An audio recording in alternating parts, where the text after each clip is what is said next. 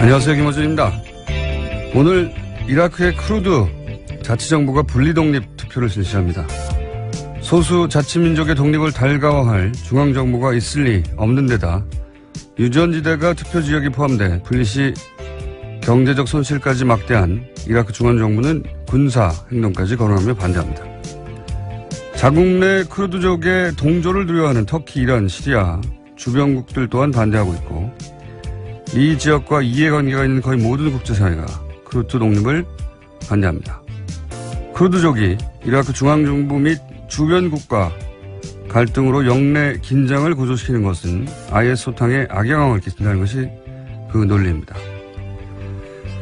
참 뻔뻔합니다. 분리독립을 약속하며 이라크 전부터 IS 소탕 전까지 쿠르드를 최전선에 세웠던 나라들이 자신들의 이해가 걸리자 등을 돌리는 거죠.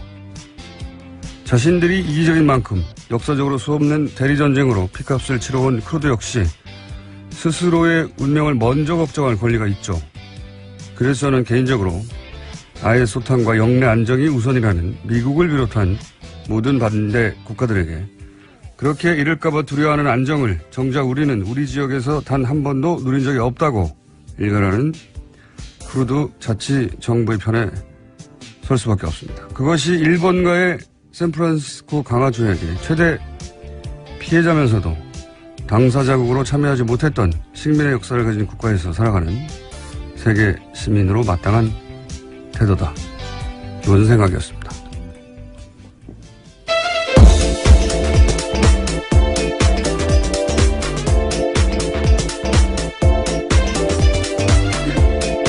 시사인의 김은지입니다. 이 쿠르드 분리독립. 네. 저는 개인적으로 관심이 많은 사건인데, 샌프란시스코 강화조약에 우리가 최대 피해자인데, 일본에. 예. 우리를 제외한 것은 당시 우리 입장에서 보면 미국의 배신이에요. 예. 왜냐하면 처음에는 우리를 넣어준다고 했다가 강화조약 당사자로. 일본이 반대해서, 그러니까 미국은 피해자인 우리 요구가 아니라 가해자인 일본 요청을 그때 들어줬거든요. 예. 그때 독도 영유권도 미국이 인정을 하게 되고, 우리 입장에서는 배신이죠. 예. 그게 60여 년 전에 있었던 일인데, 예. 이 쿠르드 자치정부도 미국 배신을 여러 번 겪었어요. 예. 이 얘기는 나중에 할 기회가 있을 것 같긴 한데, 가장 최근만 해도 이제 사담 후세인하고 미국이 대결을 했죠. 여러 차례. 예. 근데 유화 정책도 몇 번 있었어요. 그때마다 쿠르드 이용하고 또 배신하고 했는데, IS 소탕전에서도 이제 쿠르드를 독립을 미끼로 끌어들였죠. 최전선에. 예. 근데 이제 와서 이 독립투표를 미국이 가장 앞장서서 반대하고 있다. 미국의 쿠르드 정부 입장에 보자면, 자치정부, 미국의 배신이다. 뭐 이런 거죠. 그런 차에서 한번 다뤄봤고요. 자, 첫 번째 뉴스는 뭡니까? 네, 북한과 미국 간의 말폭탄 대결과 기싸움이 도를 넘어서고 있습니다. 시작은 트럼프 대통령이었는데요. 지난 19일 유엔 총회 연설에서 북한을 완전히 파괴하겠다, 김정은은 로켓맨이다 등의 이야기로 북한을 자극했습니다. 그러면서 시작되었는데 23일에는 북한 리용호 외무상이 유엔 총회 기조연설에서 트럼프 미국 대통령을 상대해서 트럼프 대통령은 정신 이상자, 거짓말의 왕초, 악의 대통령, 투정꾼 등의 표현을 표현했습니다. 그러자 또 트럼프 대통령은 자신의 트위터에다가 만약에 리용호 외무상이 리틀 로켓맨의 생각을 되짚은 것이라면 그들은 오래가지 못할 것이다 라고 썼습니다. 이 유엔 총회 연설에 이렇게 자극적인 문구를 트럼프 대통령이 연설에 포함하는 것을 참모들이 말렸다고 하죠. 참모들이 말렸고, 그런데 이제 본인이 집어넣은 것 같아요. 왜냐하면 전날까지도 참모들은 연설문에서 없었다고. 왜냐하면 이 연설을 하고 나서 비난을 엄청 받았군요.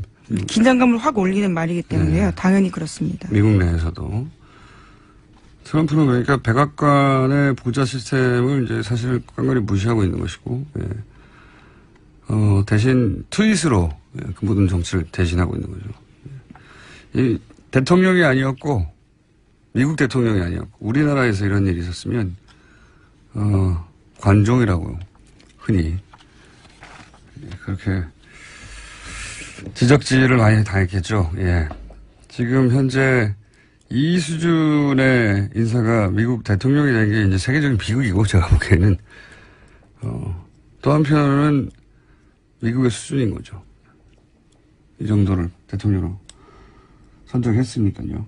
근데 미국도 국민들은, 여기에 대해서 여론조사가 있던데 보니까 한 70%는 북한에 대한 선제 타격에 반대하는 걸로 나왔어요, 보니까. 네, 워싱턴 포스트와 ABC 뉴스가 23일에 발표한 여론조사인데 67%가 북한에 대한 선제 타격 반대한다라고 했고요. 미국이 군사적 공격을 가하면 동아시아의 더 큰 전쟁이 시작될 위험이 크다라는 답변도 70% 가까이 됐습니다. 뭐 정상적인 반응인데 대통령이 이 모양이니까요. 자, 이런 얘기를 주고받고 있습니다. 말폭탄을 주고받은 지 벌써 몇 개월째인데 예, 양측의 소년이 되어가고 있습니다. 그런 상황입니다. 예, 이건 뭐 데자뷰예요. 몇 달 전부터 비슷한 얘기를 계속 하고 있기 때문에. 자, 다음 뉴스는요. 네, 군 댓글 관련된 소식도 계속 전해드리고 있습니다. 군 댓글 공작에 이명박 전 대통령이 구체적인 지시를 내렸다라는 문건이 나왔는데요. 오늘 아침 한겨레 신문 보도입니다. 김관진 당시 국방부 장관이 친필 서명한 A4 한 장짜리 문건인데 제목이 사이버사령부 관련 BH 협조회의 결과입니다. 여기에 주요 내용으로 군무원 증편에 대한 이야기가 있는데 이것은 대통령 지시다라고 명시되어 있습니다. 또 대통령께서 두 차례 지시하신 사항임을 명문화 강조라면서 이명박 전 대통령의 지시임을 굵은 표시로 강조되어 있습니다. 이게 좀 문건으로 나왔다는 게 뭐 추정하거나 짐작하거나 그런 게 아니라 문건으로 대통령이 지시한 사항이다. 군무원 학대, 사이버 사령부의 군무원 학대인 거죠. 예, 댓글 공작을 하고 있는. 근데 이제 대통령 국방장관 정도의 임명에 개입하는 것이 군 장성도 아니고요. 영관급도 아니고요. 군도 아니고 군의 군무원을 확대하라는 지시를 두 차례나 했다는 것은 그 군무원들이 뭘 하는지 알고도 지시했다고 밖에 볼 수 없는 문서로 된 최초의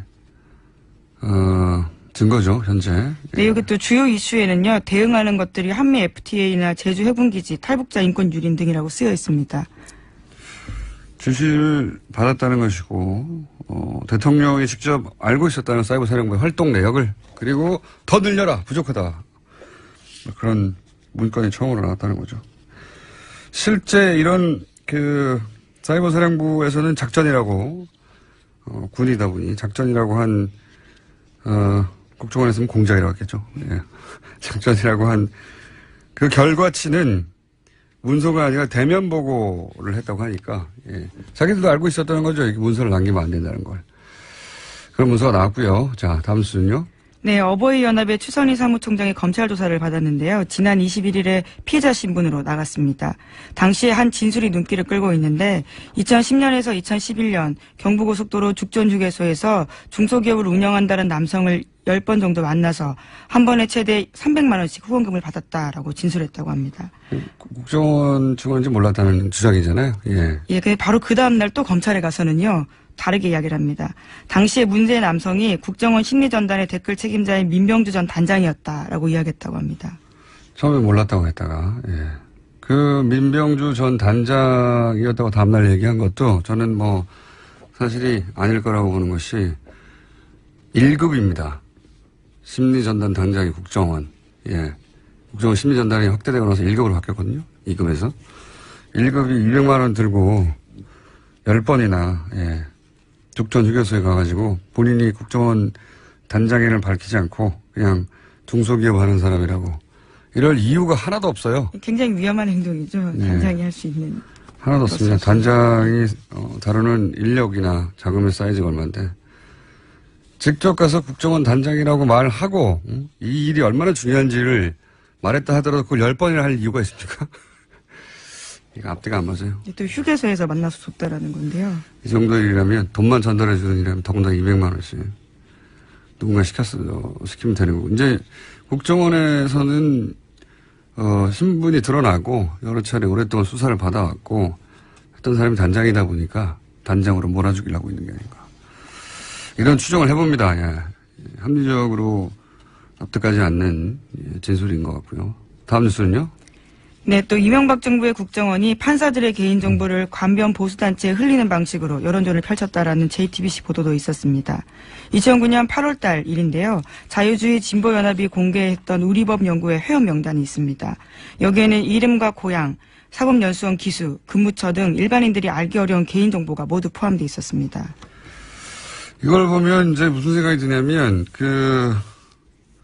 문재인 정부 초기 인사 중에 안경환 후보, 법무부 장관 후보의 40년 전 가정법원 판결문을 자유한국당의 중앙도 의원이 확보해서, 그 판결문을 어떻게 확보했느냐, 이런 얘기가 나왔었죠.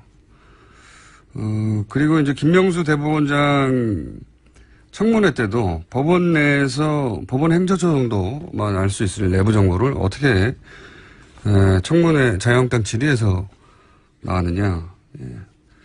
맥이 닿는 얘기인 것 같아요. 근데 법원 내에서 나왔겠거니라고만 생각했는데 이런 과거사를 보면 국정원도 그런 정보를 알고 있었을 수 있다. 그런 의혹이 생길 만한 뉴스입니다.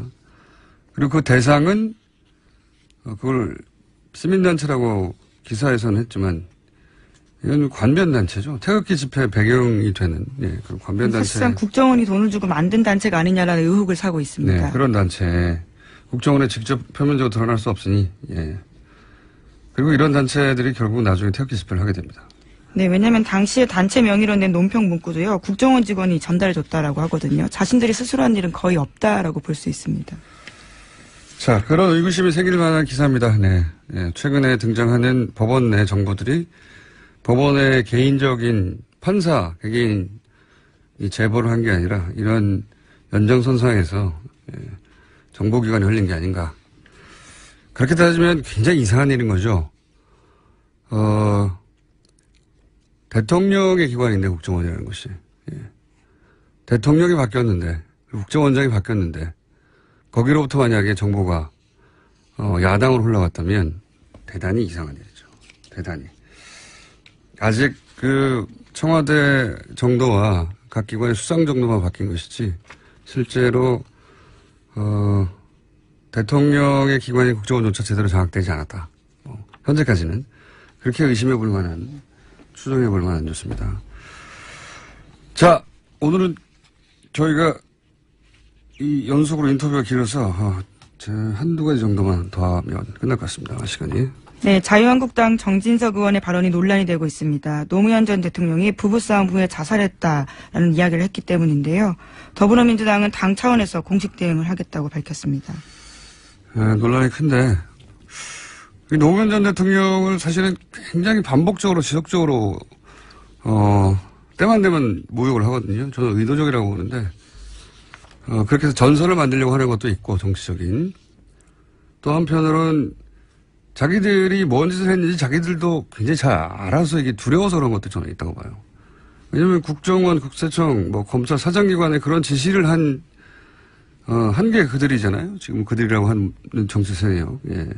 당시 쇠고기 협상으로 이제 촛불 시위가 번지니까 잘못을 인정하는 대신에 자기들이 정치적 음모에 당했다라고 피해자로 스스로를 만들어냈거든요. 그 과정에서 그럼 음모를 주도한 악당이 있어야 되잖아요.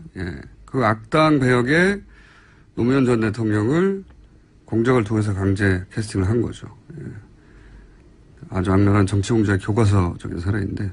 근데 그렇다고 그 공작을 인정해버리면 도덕적으로도 윤리적으로도 정치적으로도 법률적으로도 역사적으로도 단죄 대상이 되기 때문에 무슨 짓을 했는지 스스로 가장 잘 아는 자들이 가장 그걸 무서워하는 거죠. 필사적으로 노무현은 그런 일을 당해도 싼 인물, 실제 노무현이 문제가 있었기 때문에 그렇게 된 거라고 끊임없이 반복적으로 이야기하는 거죠.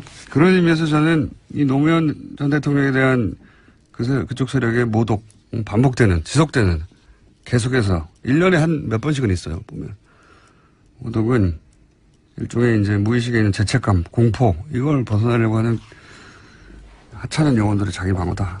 그렇기 때문에 이 타협 없는 소송이 아마도 앞으로 진행되지 않을까. 어차피 반성은 안 합니다. 그쪽은. 반성하면 죽는 줄 알아요. 자, 여기까지 하고요. 오늘은 일찍 끝내야 되겠습니다. 네. 시사인의 김은지였습니다. 감사합니다. 남경필 경기도지사와 이재명 성남시장이 최근 설전을 연일 벌이고 있죠. 예. 오늘은 먼저 더 작은 지자체랑 이재명 성남시장을 연결해서 어떤 이유에서 이 설전이 벌어지고 있는지 그 입장만 들어보겠습니다. 안녕하십니까. 더 작은 지자체장 성남시장. 네, 이재명입니다. 반갑습니다. 네. 시장님하고 그다음에 경기도지사하고도 연결을 내일은 해볼까 합니다만 내년에. 네. 우선 남경필 지사가 경기도 청년 지원 사업을 벌이고 있는데 시장님이 비판을 먼저 하셨습니다. 왜 비판하셨습니까? 지금 경기도가 새로 하려는 사업 중에 청년들에게 1억을 마련해 주겠다 이런 정책이 있어요. 네. 청년연금 1억 정책이라고 보통 하는데 이게 대상자가 말입니다. 원래 국민의 세금으로 특정인한테 혜택을 주는 정책이라고 하는 거는 네. 대상자의 상당수가 혜택을 봐야 되겠죠. 가능하면 많은 사람이 그리고 이제 금액도 좀 적절해야 되는데 이게 지금 경기도 청년들이 보통 한 300만 명 정도 됩니다. 경기도가 상정하고 있는 청년이. 예. 그 중에서 한 2, 3천 명을 골라가지고 1억을 마련해 주겠다. 이런 황당한 정책을 만들고 있는 거예요. 이게 예를 들면 대상자가 1% 예를 들면 1,000억, 시민세금 1,000억을 가지고 1억을 만들어주기 위해서 경기도가 5천억씩 부담한다고 하면 5천만 원씩 예. 2,000명이 대상이 되지 않습니까? 2,000명. 그러면은 경기도 300만 청년 대상자 중에서 0.1%가 안 됩니다. 0.1%에게 1억의 절반을 만들어주겠다. 1억을 만드는데 절반을 부담해주겠다. 이런 정책이라서 첫째로 대상자가 극히 희소하다. 1000분의 1 정도에 미달한다. 그러니까 매우 사행적이다. 이게 완전히 로또다, 로또. 그런 뜻이고요. 두 번째로는 무슨 1억을 이렇게 좋아합니까? 그러니까 이 대상자도 매우 적은 그리고 국민의 세금은 많이 들어가는 그러나 대상자들이 보기에는 와 1억 이렇게 생각할 수 있는 정책을 만들었다는 측면에서 이제 포퓰리즘적이다. 그래서 제가 사행성의 포퓰리즘 정책이다라고 제가 말씀드린 거예요. 그리고 또 하나 더 말씀드리면 네. 이게 이 논쟁이 처음 시작된 거는 이 1억 연금 통장 때문이었는데 얼마 전에 경기도가 청년 통장이라고 하는 사업을 이제 모집을 했어요. 네. 그러니까 이거는 또 반반 가까이 돼가지고 1,000만 원 만들어준 통장 사업입니다. 1,000만 원을. 예. 1,000만 원. 그러니까 이것도 1,000만 원 그러니까 신청자가 최도했겠죠. 예. 인기가 막 올라가서 검색어에 상위에 올라가고 막 이런 일이 있었는데 저는 이미 시행하고 있는 1,000만 원 정도 만드는 것은 그런 대로 할 수 있다라는 입장이죠. 근데 이걸 남경필 지사께서 저한테 이 청년 통장 사업을 제가 반대한 것처럼 또 더군다나 청년 통장 사업에 응하는 청년을 모독한 것이다라고 호도를 해가지고 저를 좀 사과해라 이렇게 요구를 하셨어요. 제가 분명히 말씀드리면 저는 지금 현재 시행하고 있는 1,000만 원 만드는 청년 통장 얘기를 한 것이 아니라 도지사께서 앞으로 만들겠다고 하는 1억짜리 이 청년 연금 얘기를 했던 것이고 두 번째는 이 힘든 청년들이 이런 이제 정부 지방자치단체 정책에 응모해가지고 자기가 그 대상자가 돼보겠다 하는 청년을 비난하는 게 아니라 이 극소수만 해당이 되는 그리고 1억이라고 하는 엄청난 금액을 제시하는 이 잘못된 정책을 하는 경기도를 비판한 것인데 제가 청년을 비난했다고 저를 호도한 거예요. 이게 언어라고 하는 게 특히 정치인의 언어는 좀 명확해야 되는데 예를 든다면 이런 거죠. 국민을 무시하지 마라. 국민을 왜 개돼지 취급하느냐. 국민을 존중해라. 이렇게 말을 했더니 왜 국민을 개돼지라고 말하느냐. 국민에게 사과해라. 이런 거 비슷한 거예요. 그래서 이 경기도의 이 정책이 또 하나 문제가 이런 게 있습니다. 보통 중요한 정책을 예를 들면 1,000억 단위 돈이 들어가는 엄청난 큰 정책들은 신중하게 하는 것이고, 그러려면 보통은 이제 정상적으로 예산을 편성해서 해야 되죠. 근데 올해 예산 편성해서 내년에 집행하고 내후년에 점검하고 이렇게 해야 되는데, 지금 무슨 긴급 사업도 아닌데 추경에 편성해서 11월에 집행하겠다는 거예요. 이게 결국은 내년 선거 대비한 거 아니냐. 도민의 세금을 가지고 이런 지적을 한 겁니다. 그래서 요약하면 첫째는 대상자가 10%, 20%도 아니고 1%, 2%도 아니고 0.1%, 0.2% 이런 정도에 불과하다. 두 번째는 금액이 너무 과대하다. 세 번째는 시기상 왜 이걸 추경 편성해서 갑자기 11월부터 시행하겠다고 밀어붙이냐, 그런 거죠. 알겠습니다. 대상이 너무 적고 추경 동원한 것은 선거용임 틀림없고 네. 그런 질문을 그런 답변을 하셨는데 여기서 이제 남경필 도지사 인터뷰를 저희가 네. 2, 3일 내로 확인하겠습니다만은 사행성이란 말은 이렇게 말을 했습니다. 남경필 도지사는. 네. 사행성이란 말은 우연히 이익을 얻으려고 하는 건데 여행을 바라고 지금 지원하는 청년들은 일을 하고 있고 소득이 낮은 청년들이기 때문에 사행성이라고 그들 말하는 건 그들 모독하는 거다. 이런 취지의 반박이거든요. 그러게요. 그거를 예를 들면 성남시가 100억 정도를 들여서 대상자 전원을 상대로 100만 원씩의 청년 배당을 지급하면 100%가 대상 아닙니까? 그걸 비난하는 것은 예를 들면 80%만 줘라라고 할 수 있죠. 근데 만약에 이 100억을 들여서 대상자 10,000명 중에서 1000분의 1, 그러니까 10명만 골라가지고 10억씩 주면 이거 옳은 사업이겠습니까? 그렇지가 않죠. 예를 들면 이런 것처럼 도민 세금 1,000억을 들여가지고 그 중에서 한 2, 3천 명 뽑아가지고 4, 5천만 원씩을 대준다. 이러면 희망자가 얼마나 많겠어요. 대상자 무려 300만 명인데 그 신청하는 사람 중에 아주 극히 소수만 심사를 통해서 통과될 겁니다. 그러면 많은 기대를 갖고 신청했던 사람들은 그중에서 거의 대부분 탈락하고 일부만 될 텐데 또 대부분은 대상 신청조차도 못하게 되겠죠. 이런 정책을 만드는 도가 잘못된 거다. 왜 이런 쓸데없는 큰 기대를 갖게 하면서 실제로 선정될 가능성도 적은 이런 정책을 만드냐라고 도를 비판한 것이지 알겠습니다. 청년 비판한 게 아니죠. 이게 정치인들이 객관적 사실을 호도하기 위해서 그야말로 국민들을 무시하는 행위 중에 대표적 사례라고 생각됩니다. 요 사안은 남경필 도지사도 할 말이 있으실 것 같으니까 직접 들어보기로 하고요. 시장님의 논리는 이해했습니다. 네. 시장님의 논리는 시장님 말씀만으로는 별 문제가 없는데 또 구멍이 있겠죠.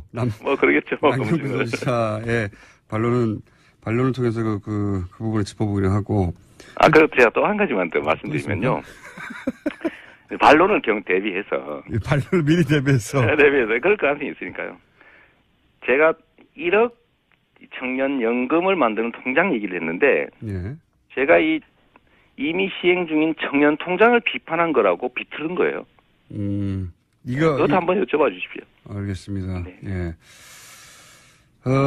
근데 이제 두 분이 이제 부딪힌 건 이번이 처음이 아니에요. 네. 성남시가 추진했던 복지 사업을 두고도 대립을 한 적이 있습니다. 3대 무상 복지 사업이던가요? 그 중에 이제 청년 배당이라고. 청년 배당. 네. 이건 왜 문제가 됐었죠? 그리고 지금 대법원에 가 있는 상황이거든요. 간단하죠. 왜 복지부에 승낙을 안 받고 일방적으로 예산 편성해서 집행하려고 그러냐. 복지부의 최종 합의 승낙을 거치지 않았으니까 불법이고 무효다라고 하면서 이 예산을 집행하지 말라고 소송을 경기도가 성남시에다 제기한 겁니다. 이번에는 그러니까 경기도가 성남시의 복지 사업을 제동을 한 겁니다. 그렇습니다. 이제 당시에 박근혜 정부가 성남시의 이 복지 사업을 마음에 안 들어서 좀 중단시키고 싶은데 법률상 기초자치단체에 정부는 제소할 수가 없으니까 경기도가 정부의 청탁을 받아들여서 대신 제소해 준 거죠. 그래서 제가 그때 당시에 이 청부 자해 소송이다 이렇게 말한 일이 있습니다. 왜냐하면 지방자치권을 침해하는 것이었기 때문에 자해성이 강하고 청부의 부탁을 들어준 거니까 청부성이다. 그래서 청부자해소송이라고 했었는데요.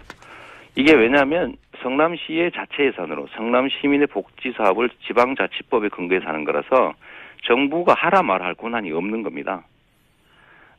그래서 지금까지도 대법원에서 결론도 안 나오고 있는 건데 제가 경기도에서 이런 말씀을 드린 이유는 본인들이 복지부와 협의가 안 끝났으니까 위법이다, 무효다라고 하면서 저희를 소송을 했는데 본인들은 복지부하고 협의가 안 된 아까 말씀드린 1억 만들어주는 통장 연금 사업이라고 하는 거를 복지부하고 협의 안 한 상태에서 마음대로 지금 예산 편성하고 있어요. 그러니까 자기는 복지부하고 협의 안 된 거는 위법 무효라고 해서 성남시를 상대로 금지 소송을 하면서 본인은 복지부하고 협의가 안 된 사업을 예산 편성해서 시행 11월에 하겠다는 거예요. 복지부하고 얘기가 안 된 건 확실합니까? 그럼요. 그것도 한번 물어보세요. 알겠습니다. 협의가 잘 될 거다라고 얘기하고 있더라고요. 성남시는 협의가 안 되는 거고 자기들 거는 복지부하고 협의가 잘 될 것으로 예상되니까 한다. 이런 희한한 논리로 얘기를 해요. 그러면서 복지부가 최종적으로 협의를 안 해주면 예산 집행 안 하면 될 거 아니냐 이런 얘기인데 예산 편성 자체가 불법이라고 하면서 소송을 했거든요. 저희한테는. 왜 예산 편성했냐 이렇게 소송해놓고 왜 집행했냐를 소송하는 게 아니거든요. 무슨 얘기인지 알겠습니다. 네. 두 분이 이렇게 부딪히는 거는 뭐 결국 지방선거에서 경기도지사 선거 때 부딪힐 것 같으니까 지금 서로 막 때리는 거 아닙니까? 말하기 좀 그런데요. 예, 우리 김호준 총수께서 저만 보면 꼭 어디서 선거 나가냐고 물어보세요. 저도 경기도민이니까 이제 도식적인 대답으로 저도 경기도민이니까 관심이 있는 것이고 경기도지사에 관심이 있는 것이고 이 정책에 뭐 사실은 이제 이 선거 관련해서는 이미 결심은 했습니다만 공개적으로 이걸 표명하는 것 자체가 예를 들면 아직 성남시장 인기도는 많이 남은 사람이 딴 데 제밥에 관심이 너무 많은 거 아니냐라는 비난을 받을 수도 있고 하기 때문에 제가 발표만 안 하는 거다라고 좀 말씀드리고 싶네요. 발표만 안 하는 거라는 얘기는 내심 결정했는데 그 내심 결정은 내심 결정 실제 했습니다. 네. 그러면 그 결정은 공개적으로 경기도지사로 나가시는 것으로 결정이 된 건가요? 제가 선거 때문에 자기 주소지 옮겨서 이사 다니는 게 별로 그리 보기 안 좋다라는 말씀도 한번 드린 일이 있고요. 그럼 나갈 때는 경기도지사밖에 없었습니까? 거의 몇 통수를 하고. 알겠습니다. 자, 제가 시간 되면 이 얘기 한 번만 더 할게요. 지금 뭐 1억 원 얘기 있지 않습니까? 이 바른당 자유한국당 1억을 좋아하는 것 같아요. 이게 뭐 상징적인 숫자죠. 네, 근데 1억 그러면 엄청난 서민들 입장에서 정말 꿈의 숫자 아닙니까? 그럼 1억이라고 하는 게. 그래서 1억이라는 걸로 정책으로 호도를 하려고 하는 측면이 있는데 이게 성남시의 자유한국당 시의원들께서 또 1억 얘기를 또 하는 거예요. 셋째 나무 1억 주겠다 이런. 셋째 나무 1억 좋지 않습니까 그거는? 주는 거 좋은데 정책이라고 하는 게 대상자가 상당히 되고 금액이 적절해야 되는데요. 더군다나 예산 규모도 고려해야 되는데 성남시 가용 예산이 한 1,500억 정도 됩니다. 근데 만약에 이 1억 받겠다고 셋째 낳을 사람이 1,500명만 성남으로 오면 성남시 파산이에요. 이런 거를 밀어붙이면 이게 그야말로 이런 게 포퓰리즘이죠. 그래서 이걸 제가 반대를 했는데 지금 경기도도 1억을 만들어주겠다. 이런 1억 숫자를 제시하고 대상자는 그야말로 0. 몇 프로. 아무래도 이제 그 유권자들의 눈을 확 사로잡으니까요. 1억이라는 숫자는. 저도 뭐 나름 포퓰리즘 정책을 한다고 많이 비난받습니다만은 저는 겨우 하는 게 30만 원. 그건 뭐 몇백만 원. 너무 째째하신 거 아닙니까? 아니 그게 예산 상황을 고려해야 되고요. 두 번째로는 대상자가 상당 정도 혜택을 봐야지 정책이지. 예를 들면 저도 인기 얻는 방법 좋은 거 있죠. 성남시민 1인당 1억씩 주겠다 그러고 한 100억 편성해서 한 100명 뽑아주면 그것도 정책은 정책 아닙니까? 만약 제가 그랬다고 하면요. 대상자가 0.1% 뭐 1%밖에 안 되는 몇 천만 원 주는 사업했다 그러면 제가 아마 맞아 죽지 않았을까요? 아니 맞아 죽지는 않고. 아 그래? 예. 그 아이디어를 먼저 생각하셨으면 1억을 먼저 밀고 나가셨을지도 몰라요. 저희도 사실 고민했어요. 그러니까요. 저쪽이 아이디어가 먼저 나오는 바람에 일단 저는 반대로 고민했죠. 제가 기본소득 제도를 도입하기 위해서 한 100억 정도 예력이 되니까 시민들한테 10,000원씩 주는 게 좋으냐, 청년들을 선정해서 특정 나이에 전원에게 100만 원 주는 게 좋으냐, 그 고민을 한 일은 있습니다. 네, 100만 우리 그런 되게 쪼잔하죠. 10,000원. 근데 저기 확실히 손이 크셔가지고 1억 이렇게 나오시더라고요. 확실히 그 같은 돈을 놓고도 바라보는 시각 차이 혹은 정치적 입장 차이가 큽니다. 저기서는 네, 예, 100억 가지고 1억씩 100명한테 줄까 이렇게 생각하는 거고. 예. 네, 우리는 막 100만 명한테 10,000원씩 하면 좋을까 이런 쪼잔한 생각하고 그럽니다. 근데 1억이 확 당기긴 합니다. 네, 맞습니다. 그게 바로 사행성이라는 거죠. 그게 바로 사회성이다. 네, 자, 여기는 로또가 그런 거죠, 로또가. 예. 그래서 시장님 이제 끝날 때가 됐습니다. 1,000원 깎아주는 것보다는 예. 10억 당첨될 수 있는 확률 10억 한 1,000원짜리 복표를 주는 거를 국민들이 좋아하는 측면이 있죠. 근데 그렇게 하면 안 되는 거죠. 알겠습니다. 논지는 충분히 이해했고요. 여기에 대한 반론은 저희가 직접 경기도 지사에게 들어보기로 하고 남인필. 시장님은 이제 그만 들어가십시오. 근데 저도 하나 물어보고 싶은 게 있는데요. 예. 그 저수지 게임 말이에요. 예. 저수지 게임 예. 준 감독이시던데 흥행은 잘 되고 있습니까? 네. 이런 얘기 하면 안 되는 거예요? 이해관 당사자라 제가. 잘 되도록 도와주십시오. 네. 예, 카드 열심히 긁겠습니다. 네, 감사합니다. 네, 감사합니다. 네, 네. 지금까지 이재명 성남시장이었습니다. 이명박 정부 당시에 국정원이 4대강 사업 반대하는 학자들을 사찰했다. 예, 이런 의혹이 제기됐죠. 일관되게 4대강 사업을 공개적으로 비판해왔던 학자 굉장히 드뭅니다. 그 드문 학자 중에 가장 돋보이는 분입니다. 가톨릭 관동대 박창근 교수님 전화 연결됐습니다. 안녕하세요, 교수님. 네, 안녕하십니까. 네. 국정원이 4대강 사업 반대하는 학자를 사찰했다. 이런 의혹이 언론을 통해 제기됐는데 4대강 사업을 반대하는 학자 하면 교수님 아닙니까? 아이고, 많이 있습니다. 예. 근데 일단 교수님이 직접 혹시 겪으신 일들이 있나요? 일단 4대강 사업의 특성을 봐야 되는데 예. 이것은 지난 MB 정부, 즉 이명박 정부 때 최대 국정 사업이었거든요. 네. 일간에서는 국정원에서 했지 않느냐 하는데 저희들은 오히려 이것은 청와대 차원에서 관리했다고 저희들은 보고 있습니다. 청와대가 컨트롤 타워였다? 네. 네. 그런 것도 저는 몇 군데서 간접적으로 확인을 했었고, 그러니까 그 MB가 청와대에서 무슨 행인지 모르지만은 4대강과 관련돼서 특히 전문가들에 대해서도 언급이 있었다라는 얘기를 간접적으로 들은 적이 있습니다. 그러니까 그 청와대에서 네. 이명박 전 대통령이 4대강 반대하는 사람들을 잘 관리하고 있느냐 하는 얘기를 했다고 하는 걸 들은 적이 있다? 네. 아주 그 높은 차관급 이상에서 들었습니다. 그렇군요. 그러니까 국정원은 실행조직이었을 뿐이지 반대하는 학자들을 관리 잘 하라고 한 것은 이명박 전 대통령 본인이었다.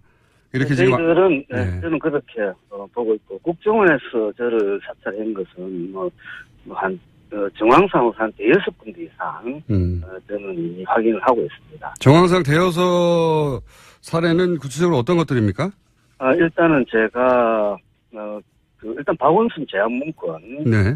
거기에 보면은 첫 페이지에 4대강 반대론자인 박창근 교수가 서울시정에 참여하고 있어 좌파 지정이 될 것이다 있지 않습니까? 예. 일단 그건 직접적인 거고, 간접적으로는 제가 4대강 사업 전에 교수님과 연구 용역을 하게 안 되겠습니까? 그래서 뭐 군에서 용역을 했는데 국정원에서 저와 관련된 자료를 다 제출받아갔다. 그래서 그 담당 공무원이 저한테 슬쩍 기뜸을 해주더라고요. 아하, 군에서 용역 사업을 했었는데 국정원이 군에 와서 담당 직원한테서 용역 사업 자료를 다 받아갔다.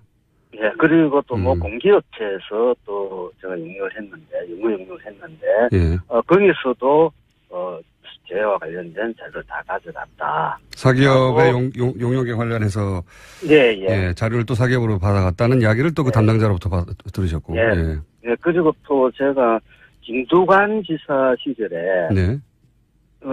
사대강 사업 중에서 가장 넓게 그다음에 광범위하게 된 데가 낙동강이거든요. 네. 그래서 제가 경상남도 낙동강 사업특별위원회 위원장을 했습니다. 네네. 동안 그때 제 지인으로부터 부산 창원 쪽에 있는 국정원 친구가 박창근 교수를 소위 해가지고 뒷조사를 해봤는데 연구위와 관련돼서 뒷조사를 해봤는데 그렇게 심각한 건 없더라. 네. 라는 것을 또 이야기를 했었었고. 연구비 뒷조사. 예. 네.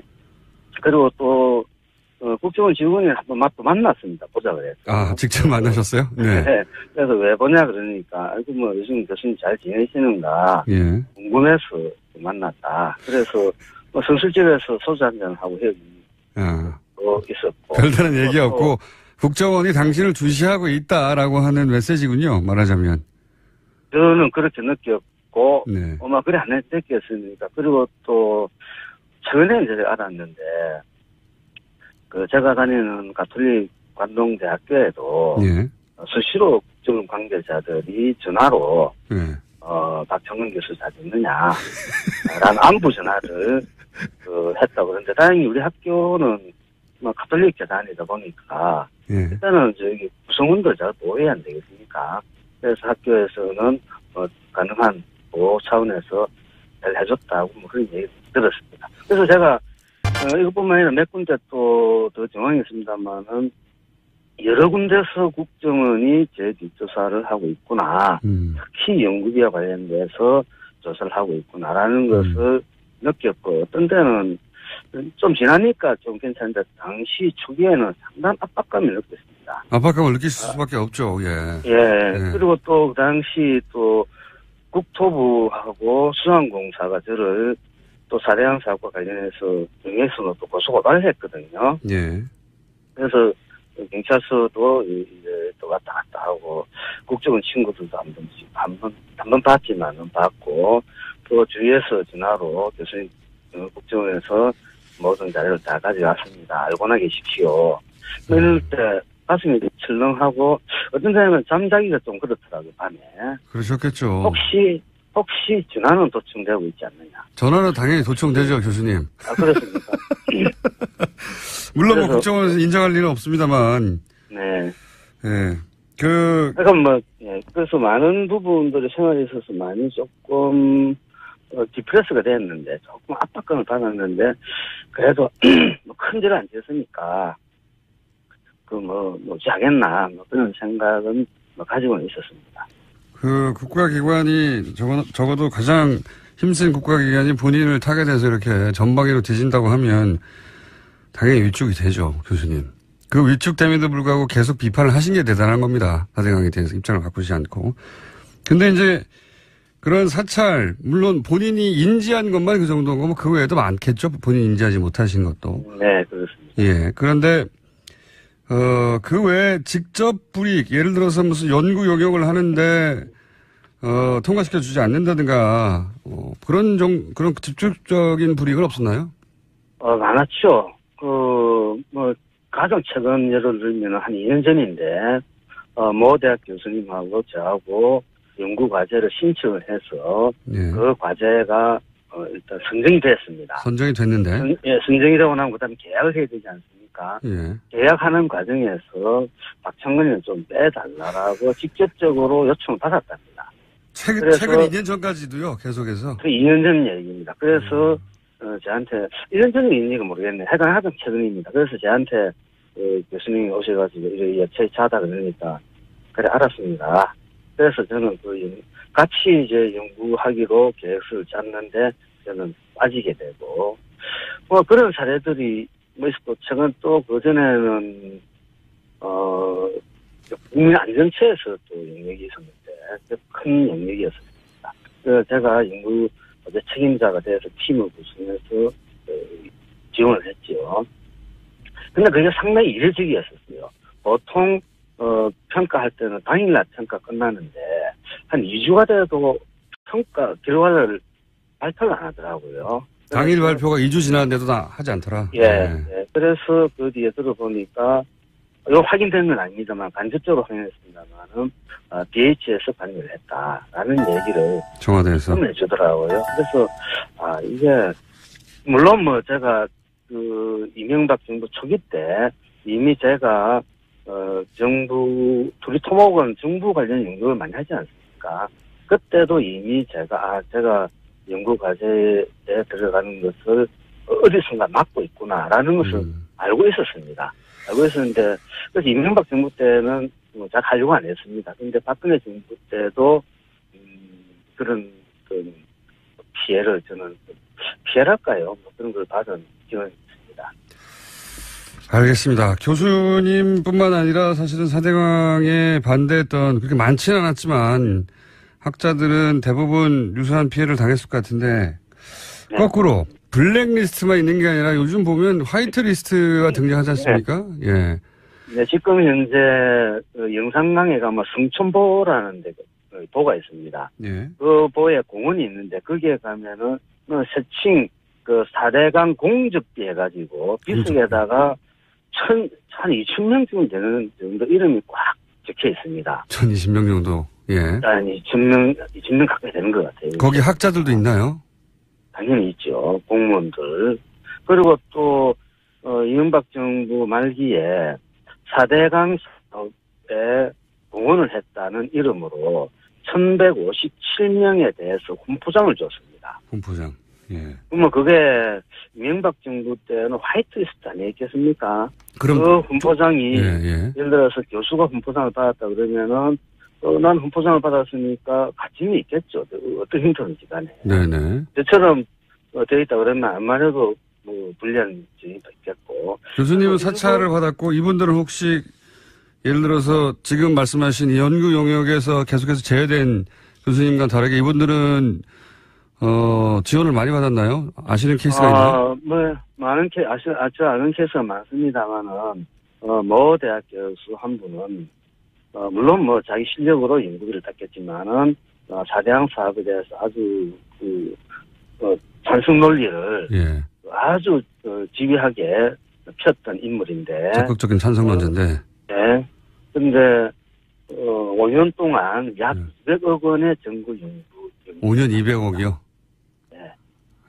근데 저희들은 뭐 그런데 건축하지 못했죠. 근데 문제는 그와 같이 그 정도 돈 연구비를 받으면 밑에 교수들이 한 10몇 명 같이 붙거든요. 그럼 연구 책임자가 되지 않습니까, 본인이? 네네. 그럼 밑에 교수들이 논문 한 편만 쓰더라도 10편이 되지 않습니까? 네네. 그러면 자기는 교심 제자라든지 또 제사로 들어가게 되거든요. 네네. 그러니까 이 양반은 한 1년이나 2년 지나면 논문이 몇십 편이 되어버리는 거예요. 그리고 다음에 또 정부 과제에 신청을 하면 어찌 될까요? 더 이익을 연구 교수는 연구 결과가 그 교수를 평가하는 게 있지 않습니까?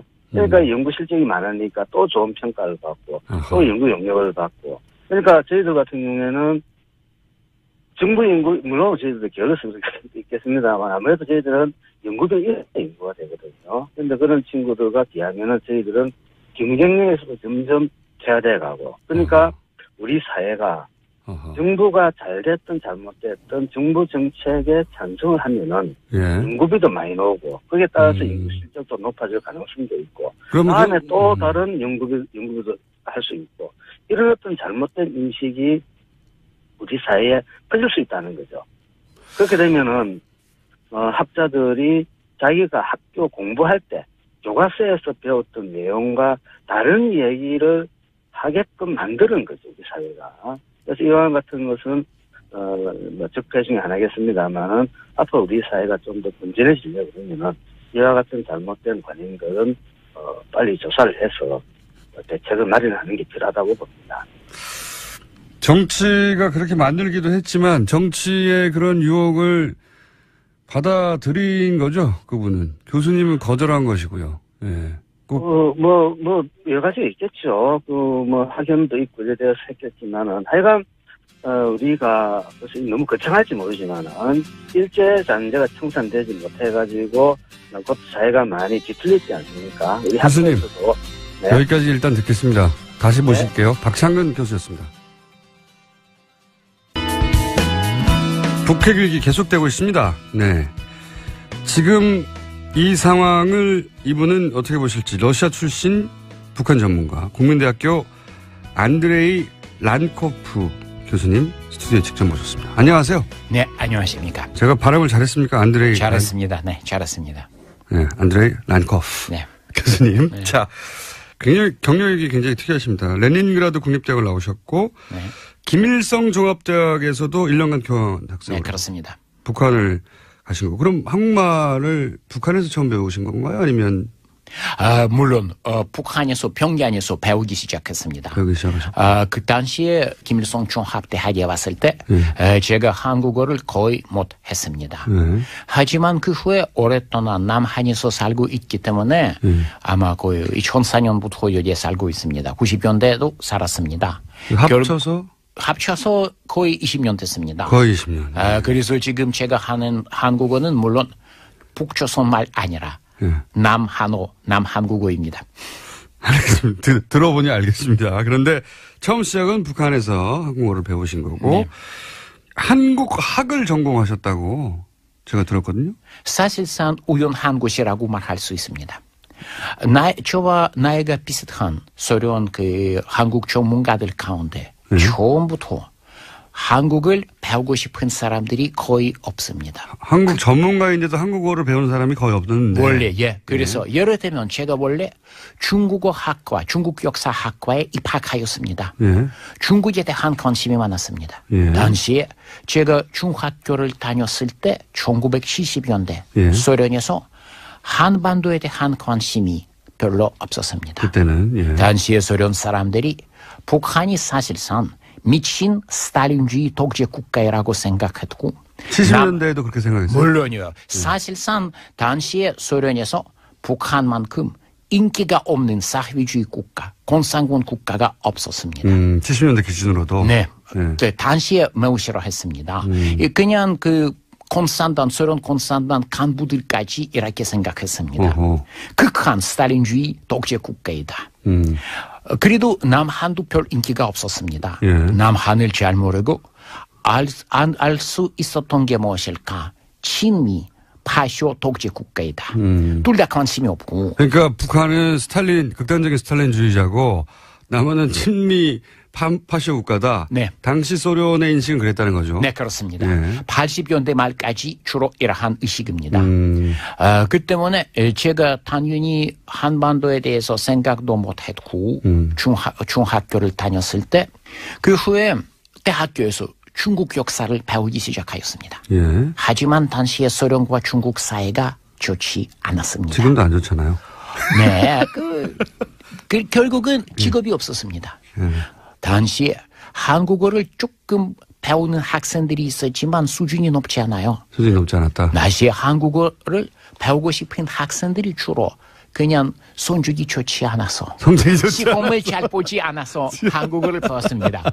그래서 가장 인기가 없고 인기가 제일 밑바닥입니다. 당시에. 점수를 잘 줄 것만 같은 외국어로서 외국어 가운데. 외국어 과목으로서. 물론 당시에 소련에서 외국어 대학은 인기가 대체로만 하면 높았습니다. 네. 하지만 그 외국어 대학, 외국어를 배우는 학생들 가운데 한국어는 제일 밑바닥입니다. 그때 그랬고요. 그래서 당시에 소련과 북한은 학생 교류 협정이 있었습니다. 협정이 있었다. 100명씩, 매년 100명씩. 교환 학생 프로그램이 있었군요. 네. 북한에서 100명씩, 매년 100명씩 와서 소련에서 북한으로 간 사람이 많아도 15명, 보통 10명 정도입니다. 북한에서 당시 구소련은 100명씩 하고 구소련에서는 북한으로 교환 프로그램이 있는데 한 10대 명밖에 안 갔다. 그렇습니다. 당시에 소련 입장이 무엇일까? 북한에서 배울 게 없다. 배울 수 있는 게 조선말뿐이다. 조선말뿐이다. 그 때문에 국가에서 지원을 받고 유학으로 간 사람들은 한국말, 조선말 배운 학생들 뿐입니다. 이렇게 북한으로 갔습니다. 그렇군요. 자, 그럼 정리해보면 공부를 못했고 하지만 들어가기 어려운 대학원을 들어가기 위해서 교수님이 중국어 학과에서 사람을 뽑았는데 듣고 보니 좋은 프로그램이네? 그래 북한에 가서 말을 배우고 와야지 이렇게 생각하신 거죠. 자, 이렇게 한국말을 얼떨결에 배우기 시작하셨는데 그 이후로 결국 한국에 오셨고 이런 배경을 가지신 북한 전문가십니다. 최근에 북한 김정은 정권에서 6차 핵실험도 하고 미사일도 계속 쏘고 그러고 있습니다. 여기 대해서 이제 국제사회가 어떻게 하면 북한의 핵실험을 멈추고 핵을 포기하게 만들까. 이제 트럼프 대통령 같은 경우에는 뭐 막 전쟁할지도 모른다. 전쟁을 할 거다. 뭐 이런 식의 그 압박을 하잖아요. 그리고 이제 동시에 북한 제재, 경제 제재를 경제 제재와 또 군사적 압박 두 가지를 동시에 합니다. 둘 다 압박이죠, 사실은. 이게 북한에 효과가 있을까요, 1차적으로 일단? 제가 보니까 효과가 없을 겁니다. 효과가 없을 거다. 북한이 비핵화는 불가능합니다. 북한의 비핵화는 불가능하다고 보신다. 예. 네. 북한 엘리트 계층의 입장에서 보면 그들은 핵을 개발하기 시작한 이유는 무엇일까요? 예. 체제 유지입니다. 체제 유지. 네. 그들은 지난 20년 역사를 세계 역사를 보면 그들이 볼 수 있는 게 무엇일까요? 아프가니스탄 사건입니다. 그렇죠. 탈리반 정권은 미국 공격 때문에 무너졌습니다. 예. 이라크에서 사담 정권이 무너졌습니다. 예. 레바논도 마찬가지죠. 네, 제일 대표적인 것은 리비아입니다. 리비아. 가다피 정권은 왜 중요하냐? 가다피는 원래 2000년대 초 개발하기 시작했던 핵무기를 포기했습니다. 그렇죠. 미국 아직 협상. 핵무기가 아니지만 개발이 시작하는데 이 프로그램을 포기하였습니다. 네, 미국과의 협상을 계속 했죠. 맞아요. 예. 그는 당시 미국은 리비아 정권이 핵을 포기한다면 많은 보상을 받을 수 있다고 주장했습니다. 실제로? 결과는 무엇일까? 예. 가다피는 피살됐습니다. 그렇죠. 예. 그래서 미국이 지금 배후에 있다고 얘기하죠. 맞아요. 예. 그래서 지금 북한이 배운 게 무엇일까요? 예를 들면 리비아가 핵을 포기했을 때 많은 미국 외교관들이 북한이 꼭 리비아 교훈을 배워야 한다고 주장하였습니다. 당시에는 그랬습니다. 네, 지금 북한이 무엇일까? 리비아 교훈을 잘 배웠습니다. 거꾸로 배운 거죠. 네, 예. 체제를 유지하기 위해서 핵을 꼭 개발해야 합니다. 북한 엘리트 지배계층의 입장에서 보자면 미국 리비아의 경우에는 협상해서 핵을 포기하고 체제 보장을 받은 거라고 생각했는데, 그렇죠? 리비아 입장에서는 했는데, 그리고 이제 많은 교류도 있었죠. 그래서 이제는 리비아가 안전하구나 했으나 시간이 좀 흐른 후에 사실은 미국이 배후에 있다고 의심되는 반군에 의해서 죽었죠. 네, 그렇습니다. 제거당했죠. 그러니까 북한 입장에서는 그걸 보면서 다른 정권들도 봐도 미국 말을 믿고 포기했다가는 우리도 큰일 난다. 이렇게 생각할 것이다. 네, 그렇습니다. 네. 다른 일도 있습니다. 예를 들면 1994년에 우크라이나는 당시에 소련 해체 이후 핵무기가 있었습니다. 예. 당시에 소위 말하는 94년 부다페스트 각서가 있었습니다. 예. 당시에 미국, 영국, 러시아는 우크라이나 국경 보장을 약속하였습니다. 예. 우크라이나는 러시아로 핵무기를 반납했습니다. 그렇죠. 네, 예. 그러나 크림 한반도는 어떻게 됐을까요? 이것을 보면 북한이 미국뿐만 아니라 모든 강대국들이 약속을 절대 믿지 말아야 하는 교훈을 배웠습니다. 북한 입장에서는 강대국들이 핵 보유국들이죠. 실제. 그렇습니다. 자기들은 핵을 가지고 있는 국가들이 핵에 대해서 얘기하는 걸 믿지 않아야 된다라는 교훈을 역사로부터 배웠을 것이다. 그렇습니다. 그런데 이제 그 부분은 북한을 탓할 수 없는 게 실제 약속을 어겼어요. 강대국들이. 간산 우리가 지금 강대국이 약속을 지키지 못하는 세계에서 살고 있습니다. 100년 전에도 거짓말 많지만 하지만 이만큼 강대국이 한 번 했던 약속을 쉽게 지키지 않고 위반하는 시대는 아마 처음입니다. 지난 10년, 20년 동안. 자, 그런 가운데 이런 상황에서 북한이 핵을 포기하면 자기 체제가 보장이 안 되는데 어떻게 포기하느냐? 사실상 그들은 핵을 포기한다면 체제를 지킬 방법이 없을 겁니다. 이것은 그들이 알고 있습니다. 뿐만 아니라 다른 문제가 있습니다. 북한 엘리트 계층은 비상구가 없다. 보통 그 혁명이 일어날 때 혁명 이후 새로 생긴 엘리트 계층이 옛날 혁명 전에 있었던 엘리트 계층과 비슷한 사람이 많습니다. 예를 들면 남한이 경우 남한에서 독립 후 친일파 출신들이 많이 있지 않았습니까? 흥미롭게 남한뿐만 아니라 산식과 달리 북한에서도 친일파 사람들이 많이 있었습니다. 북한에서도. 네, 김일성 시대 많이 있었습니다. 특히 누구요? 기술자들이요. 과학자들이요. 그때 그렇게 교육을 받았으니까요. 네. 예. 대안이 없었습니다. 대안이 없어서. 당시에 30년대 교육을 받은 사람이 불가피하게 예. 어느 정도 친일파라고 할 수 있어요. 예, 예. 하지만 북한 지금 김정은 시대 북한 에리트 계층이 공포는 무엇일까? 체제가 무너진다면 흡수 통일이 생길 가능성이 높습니다. 체제가 무너지면 남한의 흡수 통일이 될 것이다. 이렇게 된다면 북한 에리트 계층은 미래가 없다. 미래가 없다. 그들은 살아남기 어려울 수도 있습니다. 예. 일반 북한 주민들이야 흡수 통일돼서 세월이 지나면 괜찮겠지만 북한 엘리트층은 뭐 살아남을 수가 없으니까. 물론이요. 예. 그들은 운이 좋으면 살아남고 권력이 없을 겁니다. 그러나 살아남을 수 있을지도 모릅니다. 예를 들면 북한 간부와 이야기를 나눌 때 그들이 많이 하는 질문이 무엇일까? 독일 통일 이후 동독 간부들이 어떻게 되냐? 특히 북한 내부 선전, 비밀 선전 자료를 보면 그들이 북한 간부들이 그 독일 통일 후에 동독 간부들이 예. 고생이 너무 많다는 것을 알고 있습니다. 사실보다 매우 과장된 이야기입니다. 네. 어쨌든 초현까지 이야기입니다. 거짓말이에요. 그래도 믿어요. 그러니까 이제 독일이 통일되고 나서 당시 동독의 공산당 간부들이 목숨을 잃지는 않았지만 사회적으로 매장됐지 않느냐. 네. 그러니까 북한 지배계층들 입장에서 보자면 통일이 만약에 된다면 만약에 남한 주도로 통일이 된다면 자기들은 이제 진짜로 죽거나 아니면 사회적으로 매장될 테니까 그냥 그렇습니다. 그걸 원할 수가 없다. 중국은 사실상 네. 엄격한 대북 제재를 반대할 것입니다. 네. 그렇지 이것뿐만 아니라 다른 입장에서 보면 북한 정치 노선을 결정하는 사람들은 북한 경제가 다시 무너질 경우에도 다시 한번 90년대 말처럼 기근이 발생할 경우에도 그 사람들이 굶어 죽을 사람들이 아닙니다. 그 북한 엘리트 계층이 한 번도 보지 못한 함경북도 농민들이 많이 굶어 죽을 수 있을 겁니다.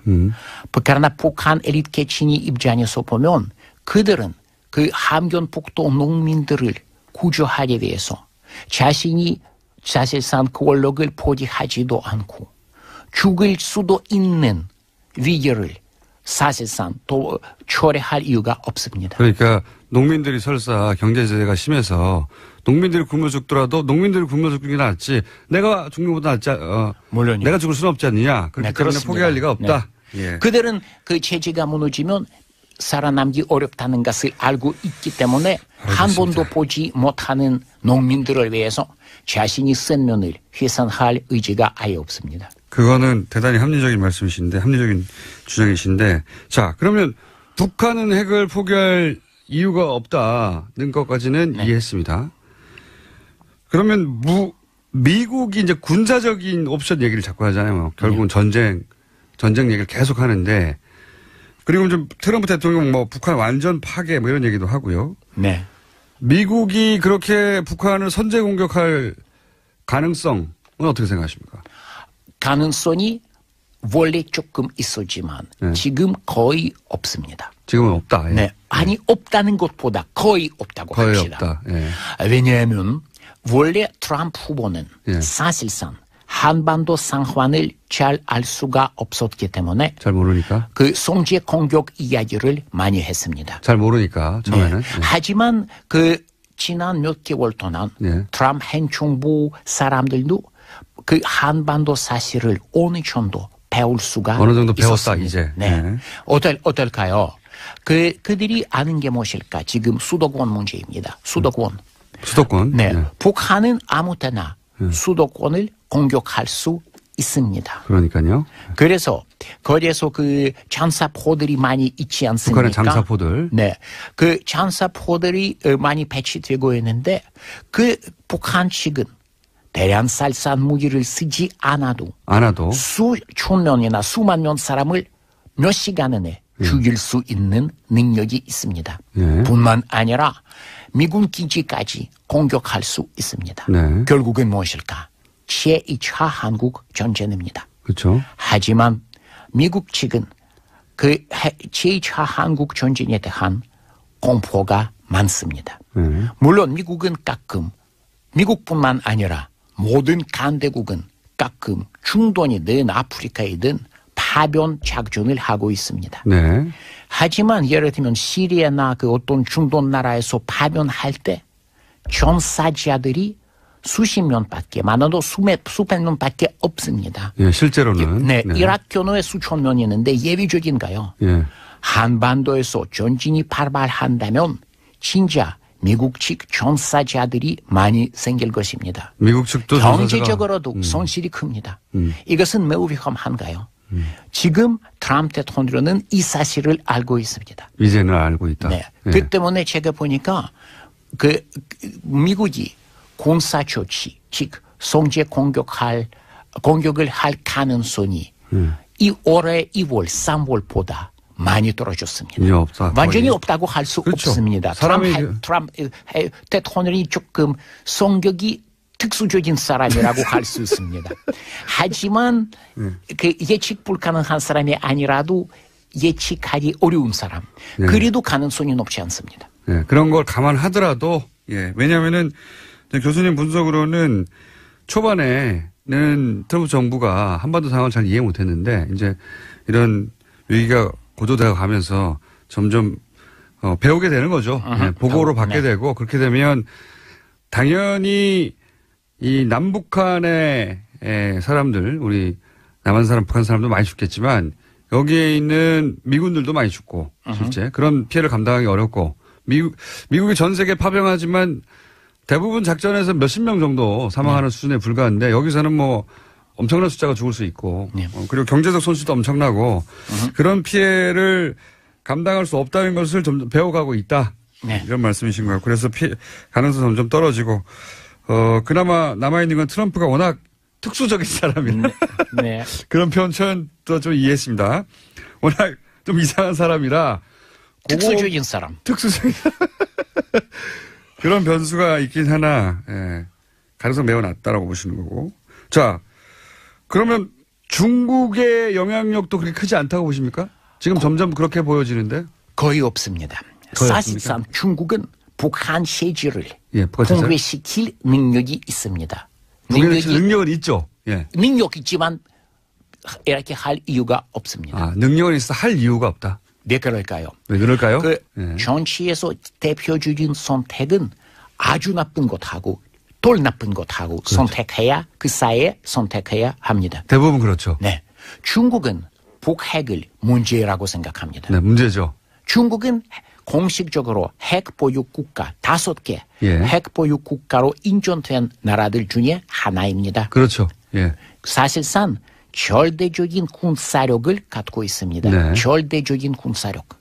그 때문에 중국은 핵무기 확산을 반대할 이유가 충분히 있습니다. 자기들만 가져야 되니까요. 북핵은 바로 핵무기 확산에 대한 비확산에 대한 위험한 도전이다. 그렇죠. 가로막아야 한다. 예. 하지만 북핵보다 더 큰 위험이 있습니다. 그 위험은 북한 혼란입니다. 아하. 중국 입장에서. 중국 입장에서는 핵무기라고 하는 것보다 북한 전체가 혼란에 빠지고 그리고 뭐 난민들이 발생하고 북한 불확실성이 굉장히 높아지고 이런 게 더 나쁘다는 거죠. 네, 그렇습니다. 네.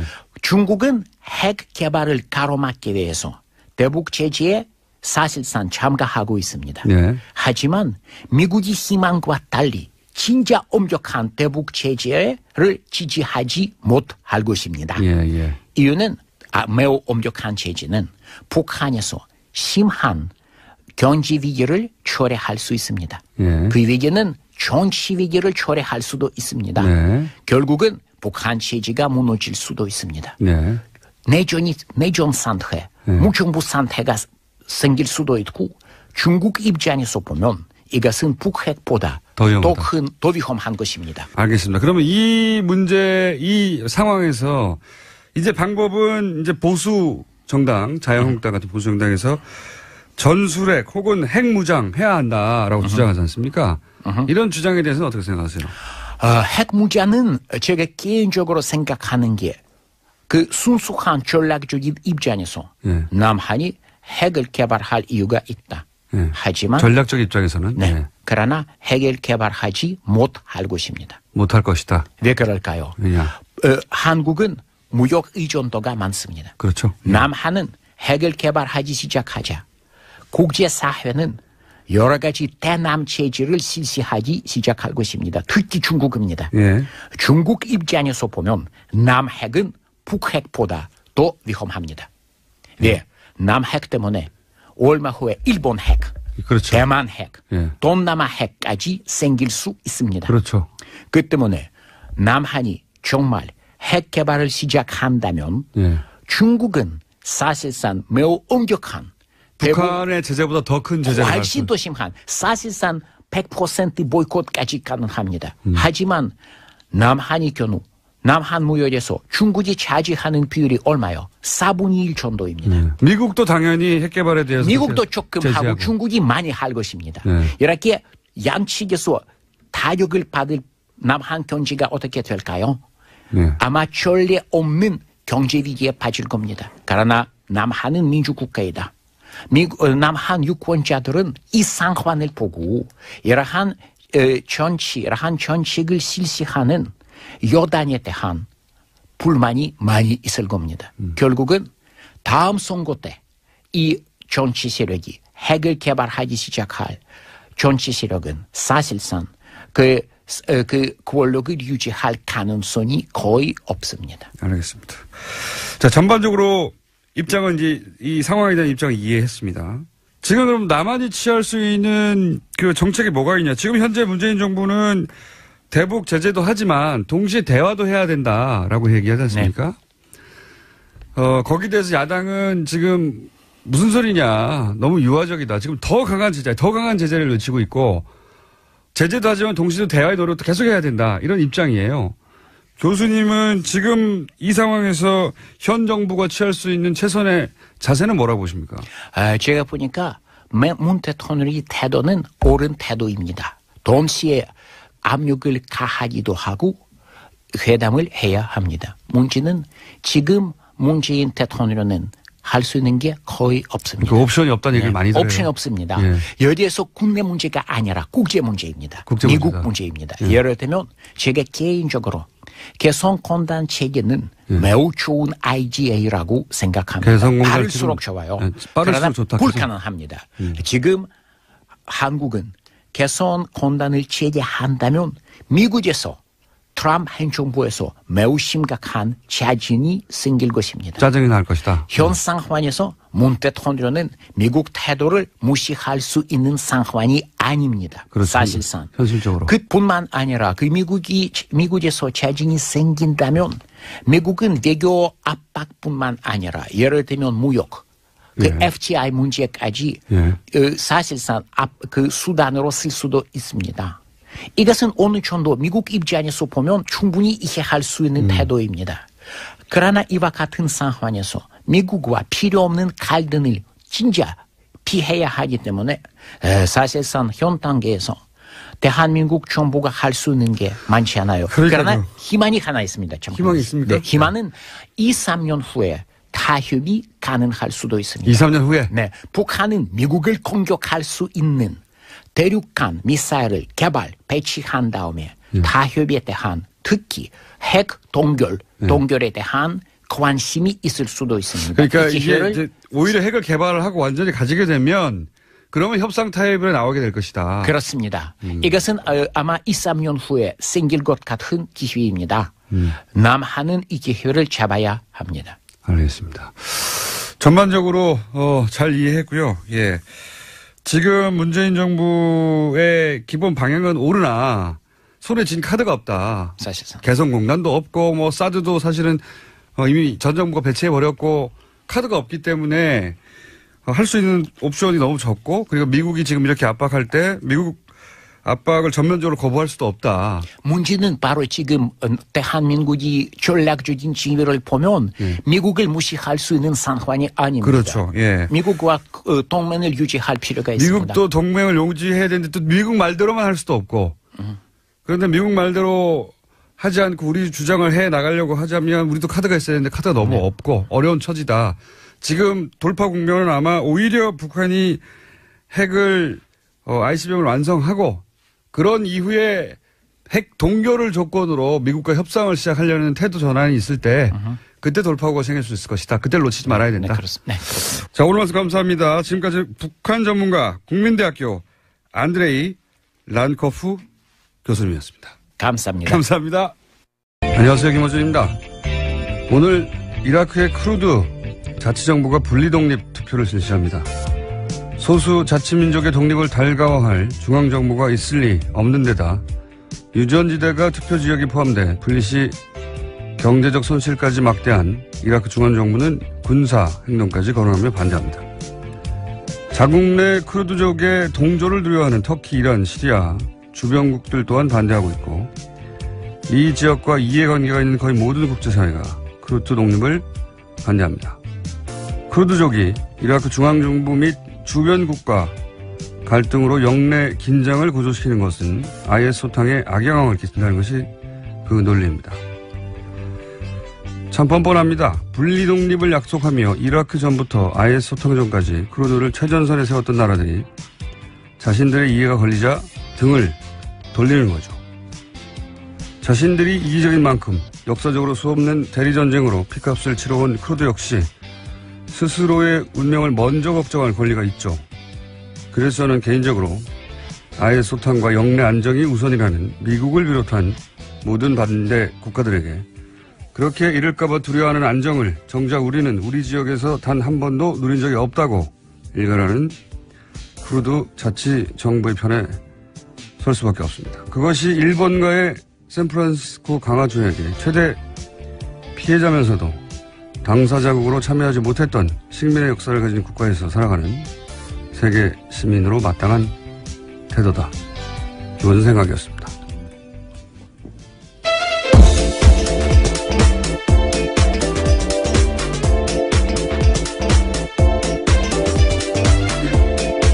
시사인의 김은지입니다.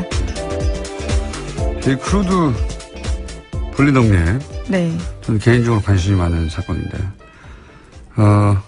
샌프란시스코 강화 조약의 우리가 최대 피해자인데, 일본에. 예. 우리를 제외한 것은 당시 우리 입장에서 보면 미국의 배신이에요. 예. 왜냐하면 처음에는 우리를 넣어준다고 했다가 강화조약 당사자로. 일본이 반대해서, 그러니까 미국은 피해자인 우리 요구가 아니라 가해자인 일본 요청을 그때 들어줬거든요. 예. 그때 독도 영유권도 미국이 인정을 하게 되고, 우리 입장에서는 배신이죠. 예.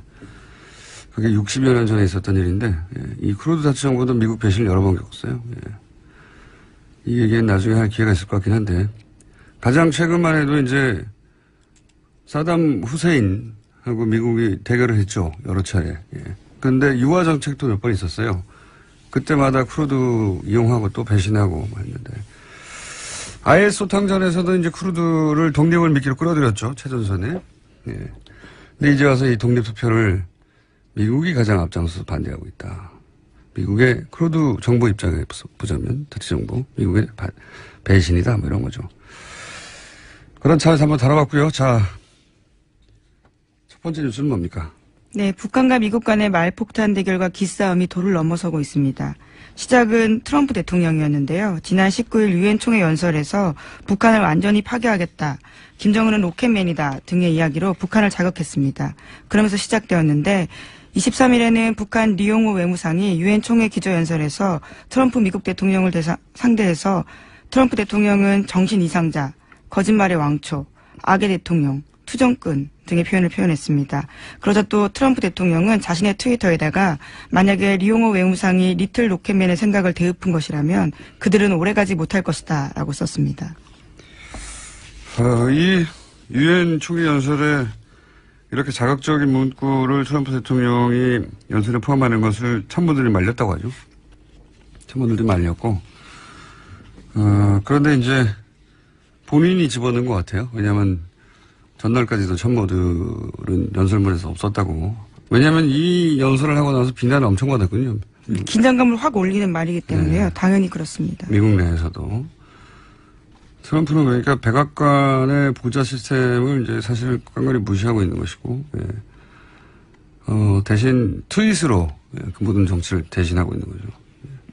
이 대통령이 아니었고, 미국 대통령이 아니었고, 우리나라에서 이런 일이 있었으면, 관종이라고 흔히 그렇게 지적질을 많이 당했겠죠. 예. 지금 현재 이 수준의 인사가 미국 대통령이 된 게 이제 세계적인 비극이고, 제가 보기에는, 또 한편은, 도민의 세금을 가지고 이런 지적을 한 겁니다. 그래서 요약하면 첫째는 대상자가 뭐 10%, 20%도 아니고 1%, 2%도 아니고 0.1%, 0.2% 이런 정도에 불과하다. 두 번째는 금액이 너무 과대하다. 세 번째는 시기상 왜 이걸 추경 편성해서 갑자기 11월부터 시행하겠다고 밀어붙이냐 뭐 그런 거죠. 알겠습니다. 대상이 너무 적고 추경 동원한 것은 선거용임 틀림없고 네. 그런 질문을 그런 답변을 하셨는데 여기서 이제 남경필 도지사 인터뷰를 저희가 네. 2, 3일 내로 확인하겠습니다만은 사행성이란 말은 이렇게 말을 했습니다. 남경필 도지사는. 네. 사행성이란 말은 우연히 이익을 얻으려고 하는 건데 요행을 바라고 지금 네. 지원하는 청년들은 일을 하고 있고 소득이 낮은 청년들이기 때문에 사행성이라고 그들 말하는 건 그들 모독하는 거다. 이런 취지의 반박이거든요. 그러게요. 그거를 네. 예를 들면 성남시가 100억 정도를 들여서 대상자 전원을 상대로 100만 원씩의 청년 배당을 지급하면 100%가 대상 아닙니까? 네. 그걸 비난하는 것은 그야 예를 들면 80%만 줘라라고 할 수 있죠. 근데 만약에 이 100억을 들여서 대상자 10,000명 중에서 1000분의 1, 그러니까 10명만 골라가지고 10억씩 주면 이거 옳은 사업이겠습니까? 그렇지가 않죠. 예를 들면 이런 것처럼 도민 세금 1,000억을 들여가지고 그 중에서 한 2, 3천 명 뽑아가지고 4, 5천만 원씩을 대준다. 이러면 희망자가 얼마나 많겠어요. 대상자 무려 300만 명인데 그 신청하는 사람 중에 아주 극히 소수만 심사를 통해서 통과될 겁니다. 그러면 많은 기대를 갖고 신청했던 사람들은 그중에서 거의 대부분 탈락하고 일부만 될 텐데 또 대부분은 대상 신청조차도 못하게 되겠죠. 이런 정책을 만드는 도가 잘못된 거다. 왜 이런 쓸데없는 큰 기대를 갖게 하면서 실제로 선정될 가능성도 적은 이런 정책을 만드냐라고 도를 비판한 것이지 알겠습니다. 청년 비판한 게 아니죠. 이게 정치인들이 객관적 사실을 호도하기 위해서 그야말로 국민들을 무시하는 행위 중에 대표적 사례라고 생각됩니다. 요 사안은 남경필 도지사도 할 말이 있으실 것 같으니까 예, 직접 들어보기로 하고요. 시장님의 논리는 이해했습니다. 네. 시장님의 논리는 시장님 말씀만으로는 별 문제가 없는데 또 구멍이 있겠죠. 그러겠죠. 남경필 도지사의 반론을 통해서 그 부분을 짚어보기로 하고. 그럼 제가 또 한 가지만 더 말씀드리면요. 반론을 대비해서. 반론을 미리 대비해서. 대비해서. 그럴 가능성이 있으니까요. 제가 1억 청년 연금을 만드는 통장 얘기를 했는데. 예. 제가 이미 시행 중인 청년 통장을 비판한 거라고 비틀은 거예요. 그것도 한번 여쭤봐 주십시오. 알겠습니다. 네. 예. 근데 이제 두 분이 이제 부딪힌 건 이번이 처음이 아니에요. 예. 네. 성남시가 추진했던, 복지사업을 두고도 대립을 한 적이 있습니다. 3대 네. 무상 복지사업이던가요? 그 중에 이제 청년 배당이라고. 청년 배당. 네. 이건 왜 문제가 됐었죠? 그리고 지금 대법원에 가 있는 상황이거든요. 간단하죠. 왜 복지부에 승낙을 안 받고, 네. 일방적으로 예산 편성해서 집행하려고 그러냐. 그래서 복지부의 최종 합의, 승낙을 거치지 않았으니까 불법이고 무효다라고 하면서 이 예산을 집행하지 말라고 소송을 경기도가 성남시에다 제기한 겁니다. 네, 이번에는 그러니까 경기도가 성남시의 복지사업을 제동을 한 겁니다. 그렇습니다. 이제 당시에 박근혜 정부가 성남시의 이 복지사업을 마음에 안 들어서 좀 중단시키고 싶은데 법률상 기초자치단체에 정부는 제소할 수가 없으니까 경기도가 정부의 청탁을 받아들여서 대신 제소해 준 거죠. 그래서 제가 그때 당시에 이 청부 자해 소송이다 이렇게 말한 일이 있습니다. 왜냐하면 지방자치권을 침해하는 것이었기 때문에 자해성이 강하고 청부의 부탁을 들어준 거니까 청부성이다. 그래서 청부자해소송이라고 했었는데요. 이게 왜냐하면 성남시의 자체 예산으로 성남 시민의 복지 사업을 지방자치법에 근거해서 하는 거라서 정부가 하라 말아 할 권한이 없는 겁니다.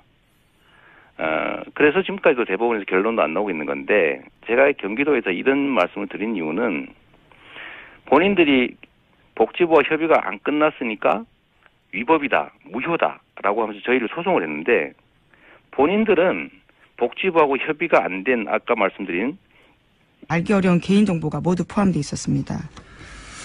이걸 보면 이제 무슨 생각이 드냐면 문재인 정부 초기 인사 중에 안경환 후보, 법무부 장관 후보의 40년 전 가정법원 판결문을 자유한국당의 중앙도 의원이 확보해서 그 판결문을 어떻게 확보했느냐 이런 얘기가 나왔었죠. 그리고 이제 김명수 대법원장 청문회 때도 법원 내에서 법원 행정처 정도만 알 수 있을 내부 정보를 어떻게 청문회 자유한국당 질의에서 나왔느냐. 맥이 닿는 얘기인 것 같아요. 근데 법원 내에서 나왔겠거니라고만 생각했는데 이런 과거사를 보면 국정원도 그런 정보를 알고 있었을 수 있다. 그런 의혹이 생길 만한 뉴스입니다. 그리고 그 대상은 그걸 시민단체라고 기사에서는 했지만 이건 관변단체죠. 태극기 집회 배경이 되는 그런 관변단체. 사실상 국정원이 돈을 주고 만든 단체가 아니냐라는 의혹을 사고 있습니다. 네, 그런 단체. 국정원에 직접 표면적으로 드러날 수 없으니 그리고 이런 단체들이 결국 나중에 태극기 집회를 하게 됩니다. 네, 왜냐하면 당시에 단체 명의로 낸 논평 문구도요. 국정원 직원이 전달해줬다라고 하거든요. 자신들이 스스로 한 일은 거의 없다라고 볼 수 있습니다. 자, 그런 의구심이 생길 만한 기사입니다. 네. 최근에 등장하는 법원 내 정보들이 법원의 개인적인 판사, 개개인이 제보를 한 게 아니라 이런 연장선상에서 정보기관이 흘린 게 아닌가. 그렇게 따지면 굉장히 이상한 일인 거죠. 대통령의 기관인데 국정원이라는 것이. 대통령이 바뀌었는데 국정원장이 바뀌었는데 거기로부터 만약에 정보가 야당으로 흘러갔다면 대단히 이상한 일이죠. 대단히. 아직 그 청와대 정도와 각 기관의 수상 정도만 바뀐 것이지 실제로 대통령의 기관이 국정원조차 제대로 장악되지 않았다. 현재까지는 그렇게 의심해 볼 만한 추정해 볼 만한 뉴스입니다. 자, 오늘은 저희가 이 연속으로 인터뷰가 길어서 한두 가지 정도만 더 하면 끝날 것 같습니다. 시간이. 네, 자유한국당 정진석 의원의 발언이 논란이 되고 있습니다. 노무현 전 대통령이 부부싸움 후에 자살했다라는 이야기를 했기 때문인데요. 더불어민주당은 당 차원에서 공식 대응을 하겠다고 밝혔습니다.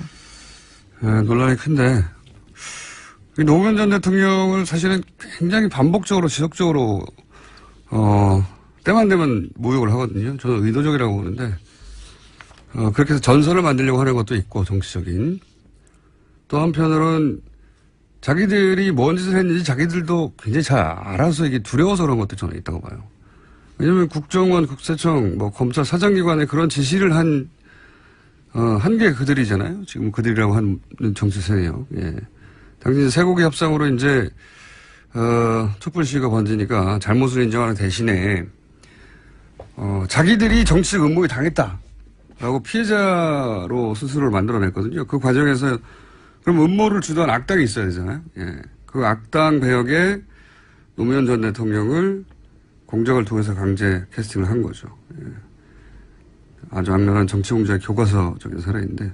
근데 그렇다고 그 공작을 인정해버리면 도덕적으로도 윤리적으로도 정치적으로도 법률적으로도 역사적으로도 단죄 대상이 되기 때문에 무슨 짓을 했는지 스스로 가장 잘 아는 자들이 가장 그걸 무서워하는 거죠. 필사적으로 노무현은 그런 일을 당해도 싼 인물, 실제 노무현이 문제가 있었기 때문에 그렇게 된 거라고 끊임없이 반복적으로 이야기하는 거죠.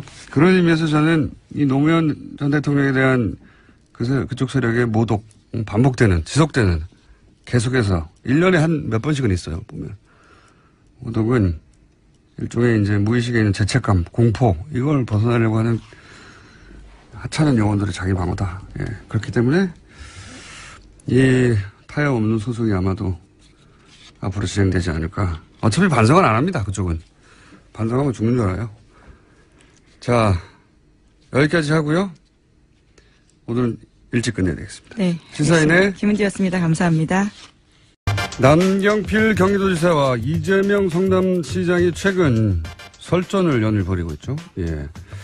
오늘은 먼저 더 작은 지자체랑 이재명 성남시장을 미국의 수준인 거죠. 이 정도를 대통령으로 선정했으니까요. 근데 미국도 국민들은 여기에 대해서 여론조사가 있던데 보니까 한 70%는 북한에 대한 선제 타격에 반대하는 걸로 나왔어요, 보니까. 네, 워싱턴 포스트와 ABC 뉴스가 23일에 발표한 여론조사인데 67%가 북한에 대한 선제 타격 반대한다라고 했고요. 미국이 군사적 공격을 가하면 동아시아의 더 큰 전쟁이 시작될 위험이 크다라는 답변도 70% 가까이 됐습니다. 뭐 정상적인 반응인데 대통령이 이 모양이니까요. 자, 이런 얘기를 주고받고 있습니다. 말폭탄을 주고받은 지 벌써 몇 개월째인데 예, 양측의 소년이 돼가고 있습니다. 그런 상황입니다. 예, 이건 뭐 데자뷰예요. 몇 달 전부터 비슷한 얘기를 계속 하고 있기 때문에. 자, 다음 뉴스는요. 네, 군 댓글 관련된 소식도 계속 전해드리고 있습니다. 군 댓글 공작에 이명박 전 대통령이 구체적인 지시를 내렸다라는 문건이 나왔는데요. 오늘 아침 한겨레신문 보도입니다. 김관진 당시 국방부 장관이 친필 서명한 A4 한 장짜리 문건인데 제목이 사이버사령부 관련 BH 협조회의 결과입니다. 여기에 주요 내용으로 군무원 증편에 대한 이야기가 있는데 이것은 대통령 지시다라고 명시되어 있습니다. 또 대통령께서 두 차례 지시하신 사항임을 명문화 강조라면서 이명박 전 대통령의 지시임을 굵은 표시로 강조되어 있습니다. 이게 좀 문건으로 나왔다는 게 뭐 추정하거나 짐작하거나 그런 게 아니라 문건으로 대통령이 지시한 사항이다. 군무원 학대, 사이버 사령부의 군무원 학대인 거죠. 예, 댓글 공작을 하고 있는. 근데 이제 대통령 국방장관 정도의 임명에 개입하는 것이 군 장성도 아니고요. 영관급도 아니고요. 군도 아니고 군의 군무원을 확대하라는 지시를 두 차례나 했다는 것은 그 군무원들이 뭘 하는지 알고도 지시했다고 밖에 볼 수 없는 문서로 된 최초의 증거죠, 현재. 네, 여기 또 주요 이슈에는요, 대응하는 것들이 한미 FTA나 제주 해군기지, 탈북자 인권 유린 등이라고 쓰여 있습니다. 지시를 받았다는 것이고, 대통령이 직접 알고 있었다는 사이버 사령부의 활동 내역을, 그리고 더 늘려라, 부족하다. 그런 문건이 처음으로 나왔다는 거죠. 실제 이런 사이버 사령부에서는 작전이라고, 군이다 보니 작전이라고 한, 국정원에서는 공작이라고 했겠죠. 예. 작전이라고 한 그 결과치는 문서가 아니라 대면 보고를 했다고 하니까, 예. 자기들도 알고 있었다는 거죠. 이렇게 문서를 남기면 안 된다는 걸. 그런 문서가 나왔고요. 자, 다음 수는요. 네, 어버이연합의 추선희 사무총장이 검찰 조사를 받았는데요. 지난 21일에 피해자 신분으로 나갔습니다. 당시에 한 진술이 눈길을 끌고 있는데 2010년에서 2011년 경부고속도로 죽전휴게소에서 중소기업을 운영한다는 남성을 10번 정도 만나서 한 번에 최대 300만 원씩 후원금을 받았다라고 진술했다고 합니다. 국정원 직원인지 몰랐다는 주장이잖아요. 예. 예, 근데 바로 그 다음날 또 검찰에 가서는요. 다르게 이야기를 합니다. 당시에 문제의 남성이 국정원 심리전단의 댓글 책임자인 민병주 전 단장이었다라고 이야기했다고 합니다. 처음에 몰랐다고 했다가, 예.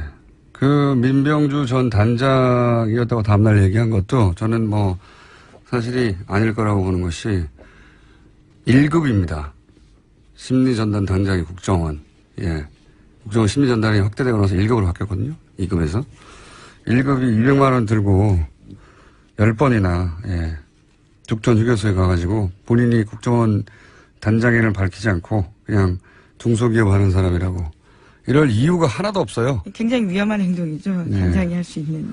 하나도 없습니다. 단장이 다루는 인력이나 자금의 사이즈가 얼마인데 직접 가서 국정원 단장이라고 말하고 이 일이 얼마나 중요한지를 말했다 하더라도 그걸 10번이나 할 이유가 있습니까?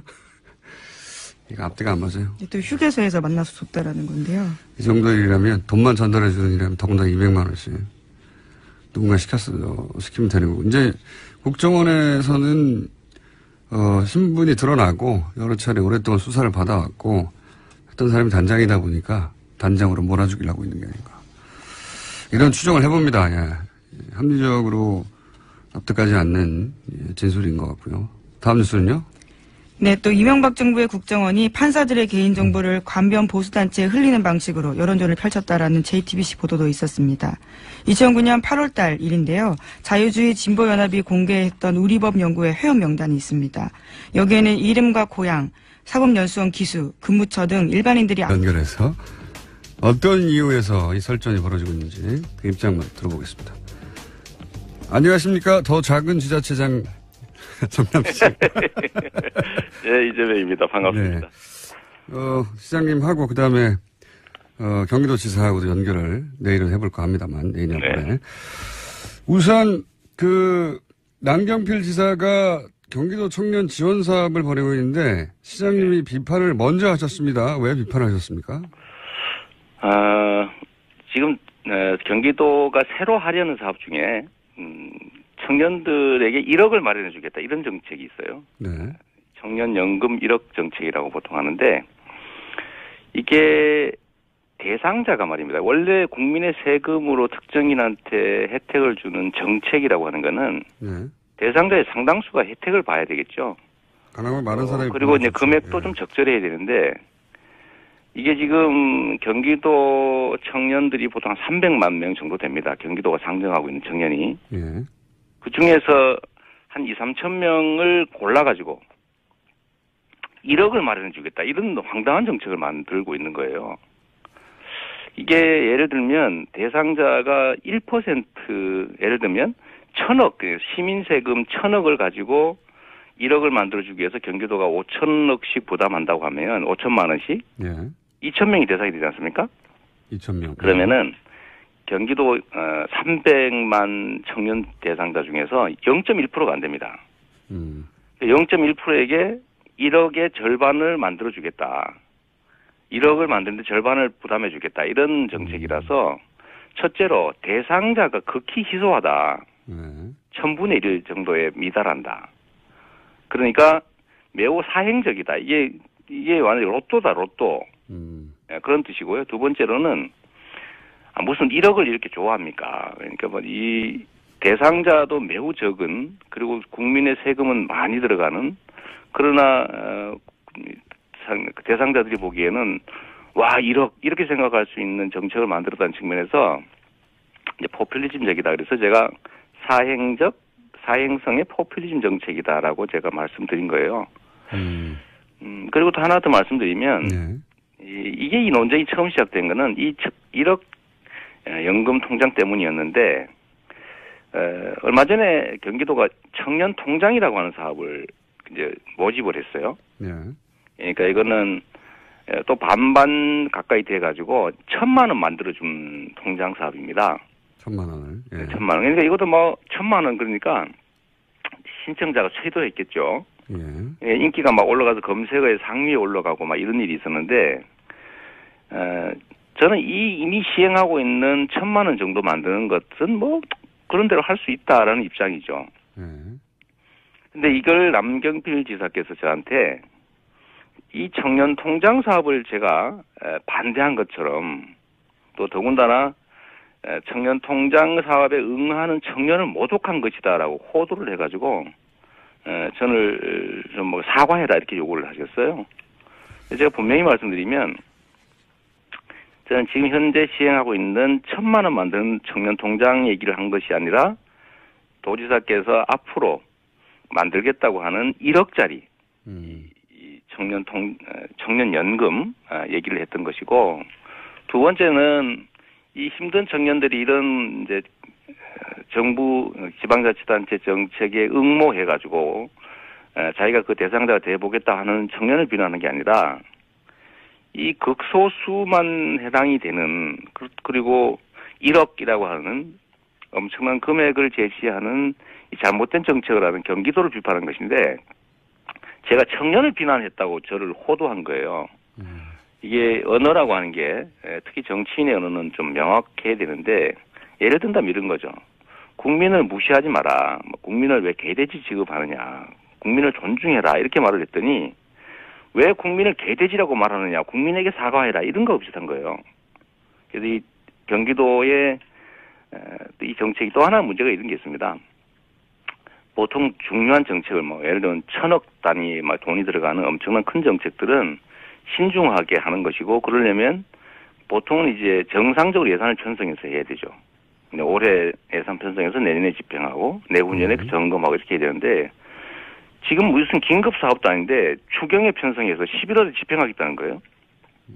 이게 결국은 내년 선거 대비한 거 아니냐.